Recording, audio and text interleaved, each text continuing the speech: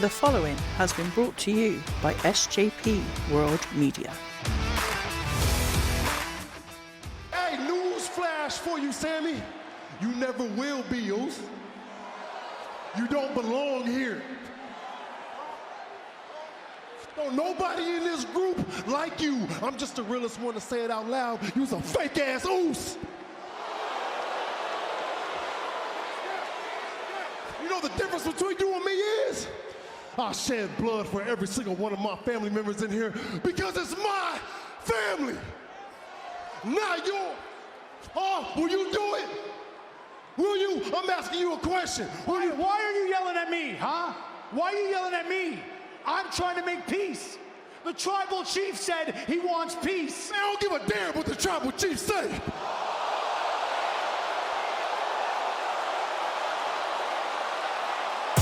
You're listening to In the Corner with Benny Mac. Unfiltered, uncensored, and unforgiving. Here's the man in the corner, Benny Mac.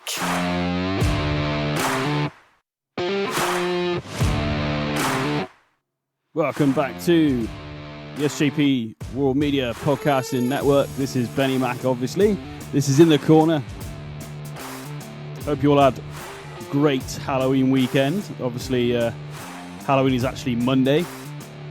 It is the 30th today. And I want to give a quick shout. If you are listening live, well, not live, obviously, because I'm recorded. I'm in pod form. But if you're listening to this show right now, and it is still the 30th of October, on the SJP World Media Network, later at 8 p.m, the Halloween special of Chain Wrestling is going to be live with Mags and Sai. So what I'm saying is, I don't mind. If you want to hit pause on this right now, and it's nearly 8 o'clock, go and check out Chain Wrestling right now. It is going to be 8 p.m, as I said, YouTube channel, or Facebook page, Red Circle, and all that kind of stuff, where it normally is. If you're following this network, you're very aware of Chain Wrestling anyway. Unfortunately, if it's now past the 30th, don't worry, you can listen to it in audio form, or you can go back and watch it on the Facebook page, SJP World Media. So yeah, I've earned my pennies. I've pointed out you need to go and watch, but you need to watch it. The Halloween shows they do are really good. I enjoy them. And people are entering their costumes. Some of you may have seen on In the Corner WWE on Twitter. I posted a picture of myself as The Fiend. Went to a party. Nobody knew who I was, obviously, apart from a few people. But it was cool, although very sweaty in the mask, unfortunately. But it was cool. But yeah, you can check out the costume either at Twitter, at In the Corner WWE. I'll get my own handle right one day. And we're getting good followers over there as well. So I appreciate you following the show, enjoying the show, and we had some good interaction this week. I put a question out, which we'll get to in a moment. Just want to let you know what's coming up on the show. Obviously, we're going to be talking some Smackdown. Obviously, you heard at the top of the show, they're probably the best segment of the show in terms of promo. Roman Reigns. I said SmackDown. I said already on Monday that Raw felt very flat this week, and that's not taking anything away from the wrestling that happened on Raw. Just the overall show felt flat. Whereas SmackDown, again, I said Roman's going to be there. It's going to be a big deal. And then the Bloodline stuff between Jay and Sami Zayn is moving along nicely. How this is going to pan out, I have no idea, and I don't want to know. I'm loving watching this interaction. Obviously, you heard the crowd, but what you didn't hear in that open segment, anybody who hasn't seen it, go and seek it out. I'm sure it's there on YouTube somewhere. But Sami Zayn even sticks up for Jey Uso after the fact that he's been talking down and says he doesn't like him. But what's hilarious is that he's trying to calm Roman down by saying he's not too Usi lately, and the whole crowd popped. I thought it was funny. Jay, Jimmy, Roman, even Paul Heyman, I think, bro, you can see Jey Uso tries to turn away from the camera, and Roman pulls him back to the thing, and even to a point where Jay is covering his whole face with his hands. We all know he's laughing under there, but it was a great segment. But also at the time being, it's kept that Sami Zayn, Jey Uso thing maybe just long enough at bay. How much longer is this going to go on for? A lot of theories on this in terms of whether Sami's going to be the guy to dethrone Roman. It could go another way. There's been so much talk about Rock and Roman So let's say Jay gets kicked out of the Bloodline, and Jay then feuds with the Bloodline and says, you're not the head of the table, and then brings back... Then we have The Rock. That could be a good thing. Jay Uso's been really good. The whole Bloodline, Solo Sikoa and everything, with Sammy in there, Jimmy, Paul Heyman. It's a freaking... it's a great group. Obviously, we've got a lot of stables being made or coming together now. So you can see it... maybe gang war going on at some point. Gangs of WWE, maybe. I don't know. But it was a good segment between... So there was a match beforehand. Brawling Brutes, Butch and Ridge Holland defeated Sami Zayn and Solo Sikoa. That opened the show. It was about a 15-minute match, I think. It was actually quite good. A few good moments in there. There was a bit where Zayn is playing possum and wants Butch to do the moonsault, but Jay misreads this or on purposely pulls Sammy out of the ring, says, I'm trying to help you, and then it comes into a feud with that. Then it ends up being basically a roll-up, and Sami Zayn takes the loss. And then they're arguing amongst themselves. Brawling Brutes get a win, they leave, they're arguing, then Roman Reigns music hits, and the whole I love it. It's great, because the whole atmosphere changes when that comes in, so it was really good. And then obviously the segment I just spoke about, probably the segment of the night, to be totally honest with you. And again, I'm not going to say it was... it's definitely better than this week's Raw, 100%, this show. There are a few... we had a return as well. Emma has made her return to WWE. She accepted Ronda Rousey's open challenge. Emma lost via submission, as you'd imagine. Not a great match, to be honest with you, and it was a shame because I like Emma. I liked her back in the day, especially when she changed her attitude in NXT, the sunglasses and everything, which she's kind of brought back in this time. But I don't know whether it was like the match at what we have, Extreme Rules between Liv and Ronda. There were just moments where I don't want to say botches, but they were basically. You could almost see they were waiting for each other to react or something. It's hard to explain, I suppose, but there's a bit where I think Emma's going to go for a clothesline and sort of does a double because Ronda isn't ready, or vice versa. I don't know, but it just didn't quite go quite well. But I like the fact that Emma's back. She was actually released in 2017, so it's great to see her back. And I'm actually looking forward. Okay, yes, she went against a champion, and she lost. But it means she has to build herself up, which she's going to have to do anyway, coming back to WWE. It looks like she's going to be on Smackdown. This obviously leads into what I spoke to you about the other day, the fact that these shows actually need to be made separate, don't they? Because we are seeing people jumping across to come and confront people and stuff. And I thought the whole point of a brand extension was to have two separate shows. A bit harder to do when your tag team champions, I guess, are unified and the heavyweight championships is unified. I've already spoke about this before in previous episodes, so I won't bore you with it too much, but I feel like it needs to be like... I was thinking the other day, maybe it would be cool to have, I know it's an old thing, but having somebody to be an authority figure, a GM on both show to say, like, if I find you over Smackdown, you're going to be fined or something like that, just to reinforce this brand extension thing that they seem to still do, because they're saying that you're going to be on Smackdown, yet we've seen people on Raw and vice versa. So, yeah, a bit of frustration, really. What led after this, though, which was quite interesting for me, the match wasn't great between Emma and Ronda, unfortunately. As much as happy as I am to see Emma back, as I've already said. But Shayna Baszler starts talking to Ronda after the match backstage. Those two obviously got history. They're talking, and then Natalya said, "You're lucky." Approaches and says, "You're lucky, Ronda. If I'd have accepted your challenge, I would be the new SmackDown Women's Champion." Without even a hesitation, Shayna Baszler chokes out Natalya. And then Ronda and Shayna Baszler walk away together. And I'm like, do you know what? This could be good, because Ronda is definitely taking on the persona of heel. And actually, I think that's a good move. I can see where this open... I feel like I can see where this open challenge is going. Obviously, on the horizon, depending on which show she returns to. Charlotte Flair is obviously waiting in the wings. She'll be back at some point. I don't know when, but... You can see these open challenges, and maybe Charlotte comes back and answers the open challenge and becomes champion. And that brings us back to, obviously, Ronda and Charlotte. But I don't know what it is about. I don't know whether it's Ronda doesn't mesh with other people. Because she's had great matches, to be fair. So I don't want to sit here and say she hasn't, because she has. And obviously she's women's champion, UFC women's champion, everything. Something just didn't click between Emma and Shayna. And same with Liv and Ronda, really. So I don't know whether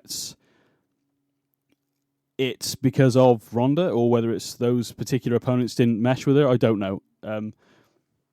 Hopefully the matches will get better, and hopefully we can see Emma do some good stuff as well. But the Shayna Ronda Rousey team could be quite interesting going forward, and I'm actually quite interested in where that's going to go. So hopefully it will be good. Legado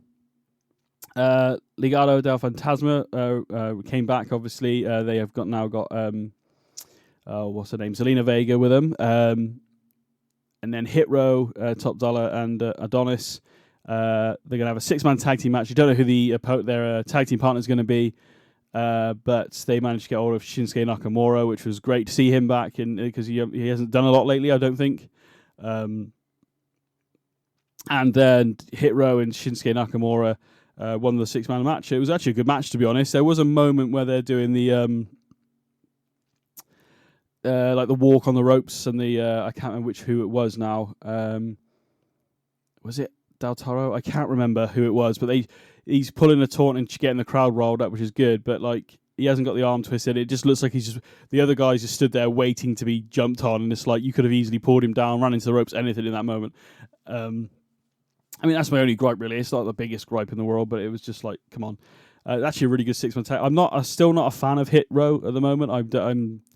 Them teaming with Shinsuke has made me like him a bit more, but I think that's more to do with Shinsuke Nakamura rather than Hit Row, to be totally honest with you. And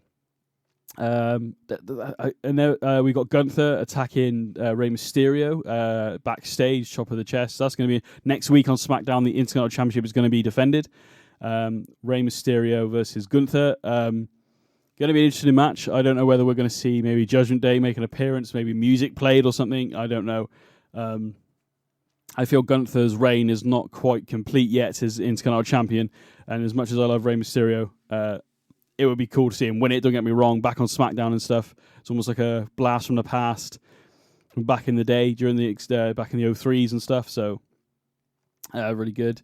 LA Knight's making an appearance. We're getting more, so people who aren't necessarily on the show in terms of matches, we're still seeing them backstage and stuff, so it's keeping them relevant. LA Knight proclaimed himself God's gift to SmackDown, which Ricochet didn't take too kindly for, and tried to give LA Knight some advice, but LA Knight just said, I'm the God's gift to SmackDown, and walked away.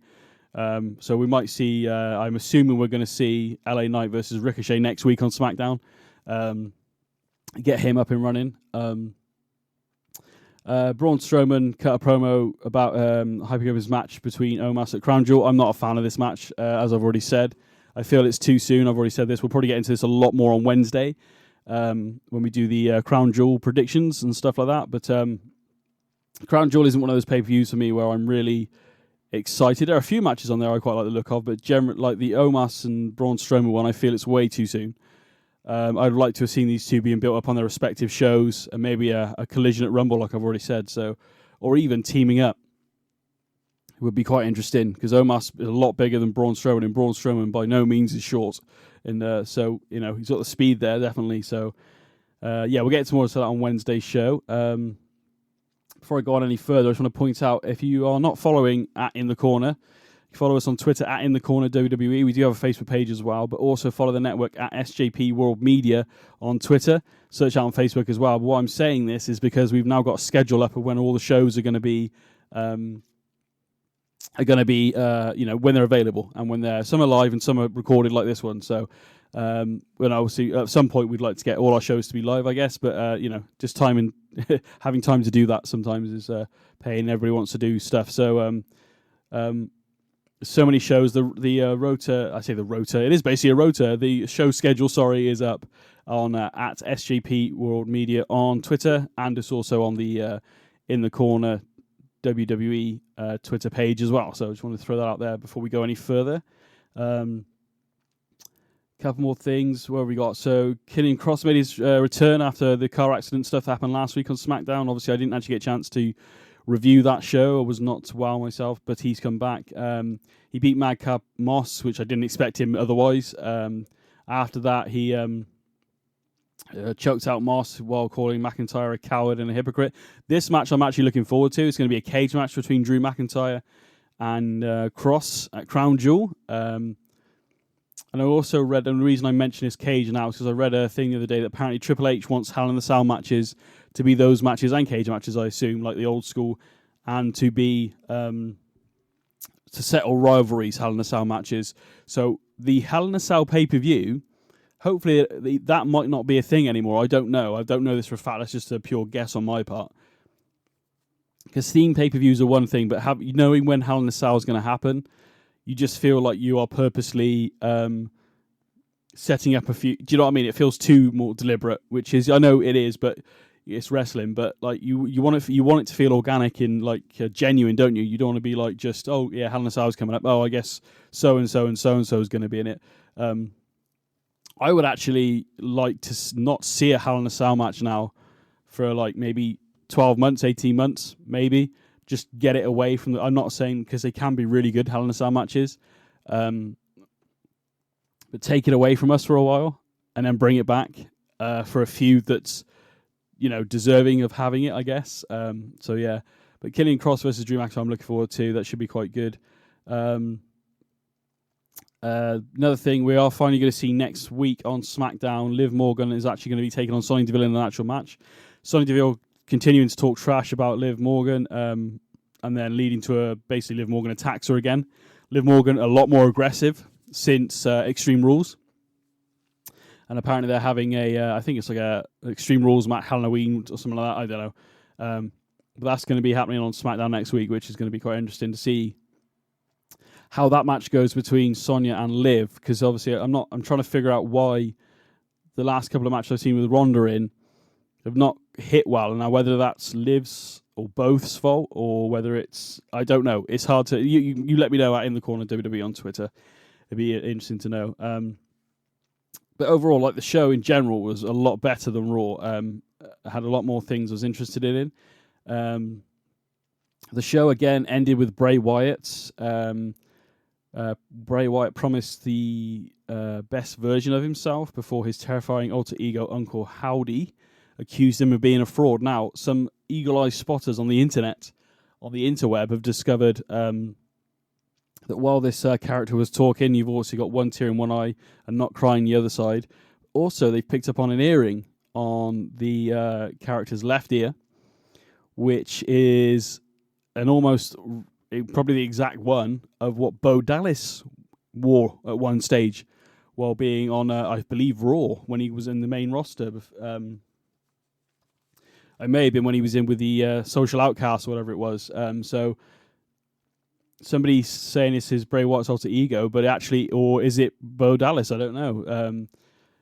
Where this is going to lead, I assume this is going to come to a head in terms of Bray Wyatt, because at the moment we're only seeing vignettes and video packages and him cutting these promos as himself, in air quotes.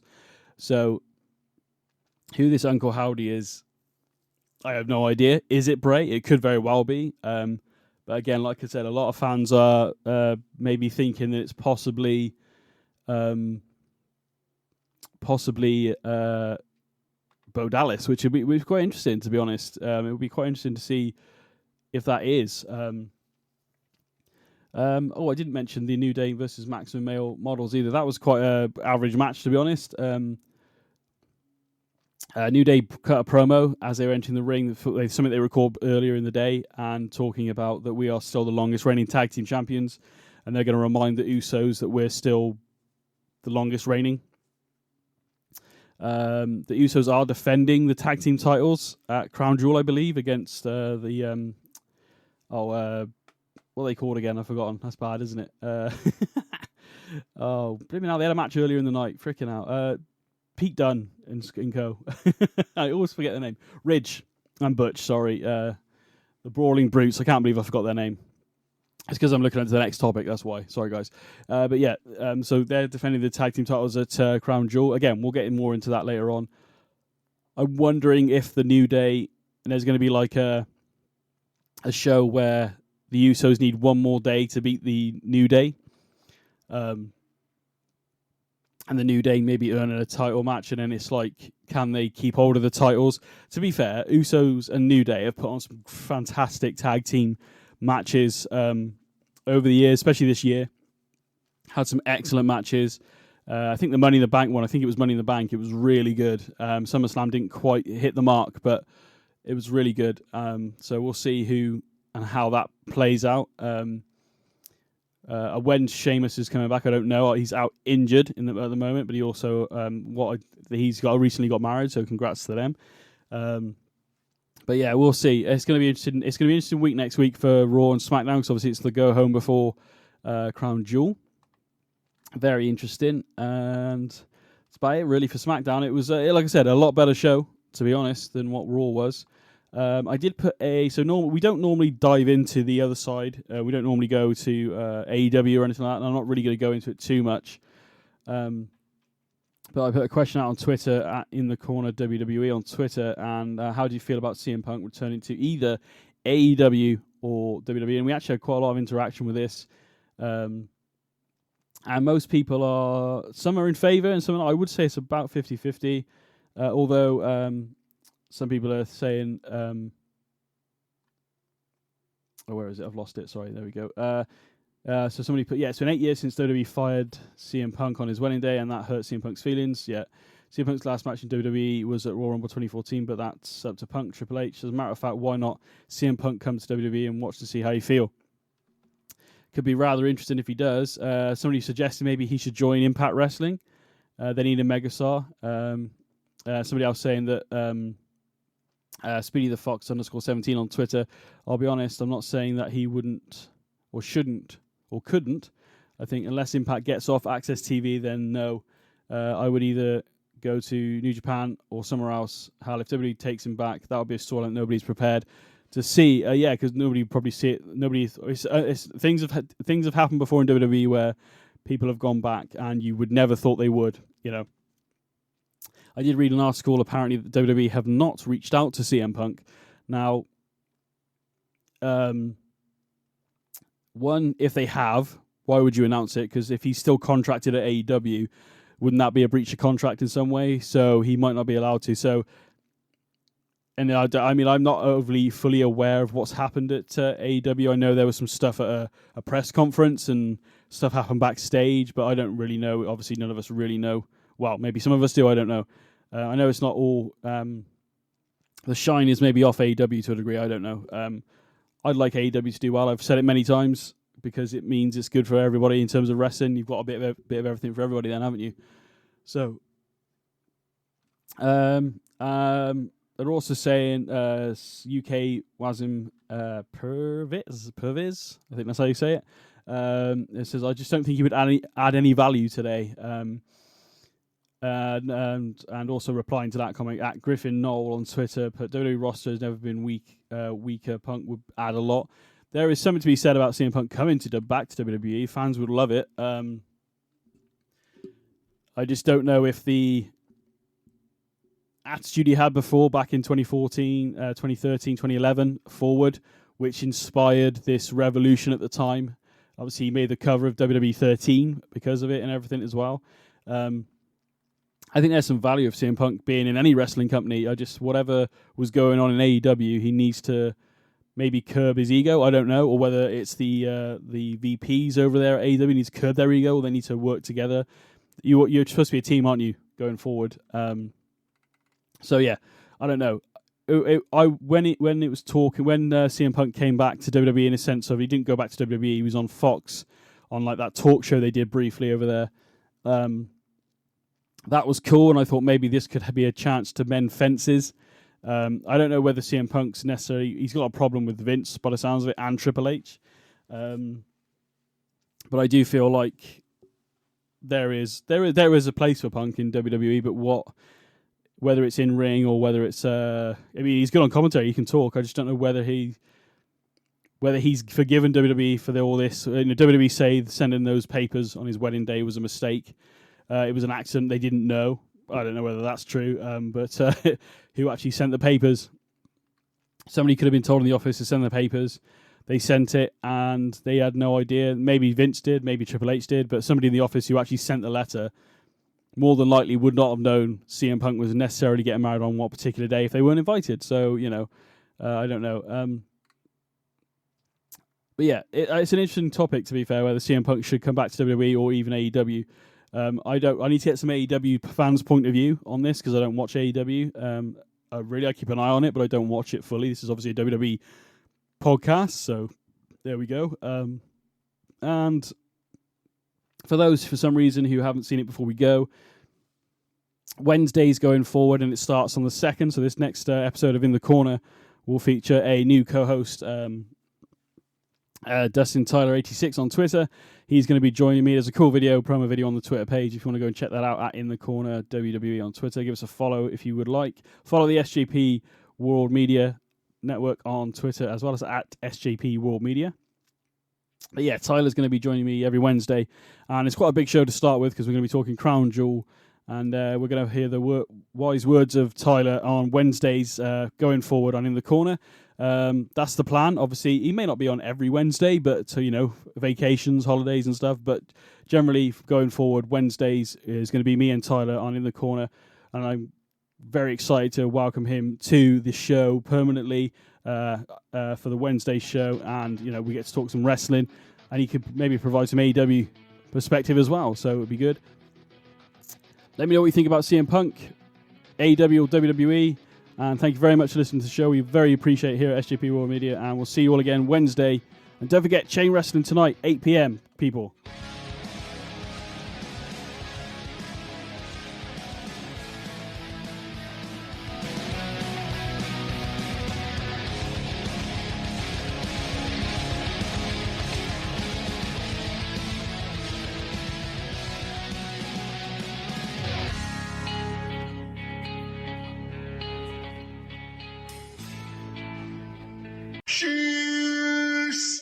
Cheers, please.